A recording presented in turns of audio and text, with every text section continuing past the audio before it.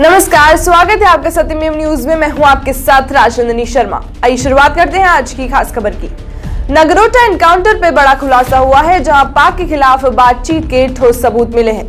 नगरोटा में मुठभेड़ में मारे गए आतंकियों के पास से मिला डिजिटल मोबाइल रेडियो, मैसेजेस और कराची में बना जूता। ये चीजें साफ इशारा करती है कि आतंकियों का पाकिस्तान से कोई ना कोई कनेक्शन जरूर है। आपको बता दें कि आतंकी निरंतर अपने हैंडलर से संपर्क में थे।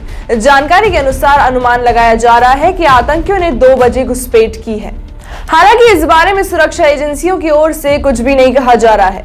बता दें कि जम्मू के नगरोटा में गुरुवार को एनकाउंटर को लेकर अहम खुलासा हुआ है, जहां मुठभेड़ में ढेर हुए आतंकियों के पास से जो चीजें बरामद हुई है उसने पाकिस्तान की पोल खोल कर रख दी है। आतंकियों के पास से पाकिस्तान की एक कंपनी का डिजिटल मोबाइल रेडियो बरामद हुआ है। वहीं साथ ही साथ पाकिस्तान में बैठे आगाओं से आतंकियों की क्या बातचीत हो रही थी, ये उस मोबाइल के मैसेजेस में मिला है। एजेंसी को शक है कि ये मैसेज पाकिस्तान के शकरगढ़ से भेजा गया है।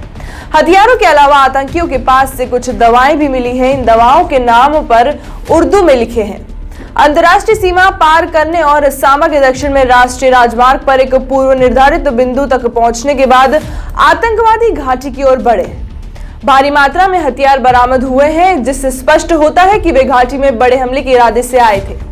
पिछले कुछ दिनों से जब से डीडीसी इलेक्शंस की प्रक्रिया शुरू हुई है, इंटेलिजेंस इनपुट्स हमारे पास आ रहे थे, जिसमें ये था कि कुछ इन्फिल्ट्रेशन संभावित है और मिलिटेंट्स किसी पर्टिकुलर टारगेट के लिए भारी मात्रा में हथियार लेके इन्फिल्ट्रेट करने की कोशिश में हैं।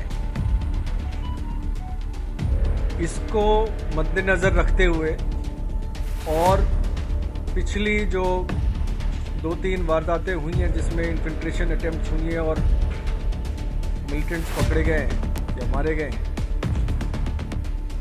हमने सभी नाकों को अलर्ट कर दिया था और बीफ अप कर दिया था। सभी नाकों पे कंपोजिट स्ट्रेंथ ऑफ पुलिस और सीआरपीएफ मौजूद थी। इस सिलसिले में आज सुबह 5 बजे जब चेकिंग चल रही थी तो एक ट्रक को रोका गया और जब ड्राइवर को उतारा गया तो वो वहां से फरार हो गया। शक जब हुई तो जो ट्रक था उसकी तलाशी ली गई और तलाशी के दौरान जो पुलिस और सीआरपीएफ की पार्टी थी उन पे फायर आया और जवाबी कार्रवाई शुरू की गई। धीरे धीरे और भी फोर्सेस ने ज्वाइन किया और लोकल वहाँ की आर्मी यूनिट ने भी हमारा साथ दिया।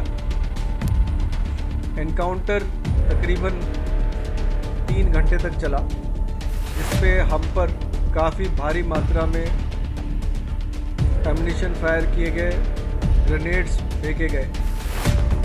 2 पुलिस के कांस्टेबल्स हमारे ज़ख्मी हुए हैं जो अभी आउट ऑफ डेंजर है। एनकाउंटर के दौरान 4 आतंकवादी मारे गए।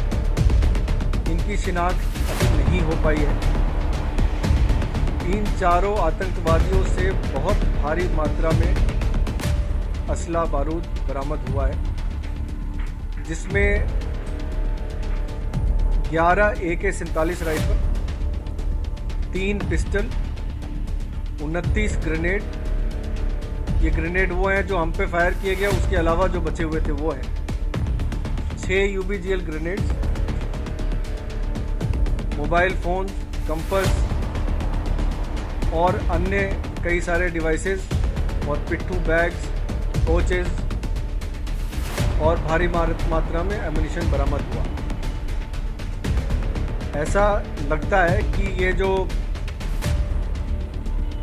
आतंकवादी मारे गए हैं ये किसी बड़े मंसूबे को अंजाम देने के लिए इन्फिल्ट्रेट हुए थे और जम्मू से कश्मीर घाटी की तरफ जा रहे हैं। आज की खास खबर में सिर्फ इतना ही। मैं राजनंदिनी आपसे विदा लेती हूँ। देश और दुनिया की तमाम खबरों के लिए देखते रहिए सत्यमेव न्यूज।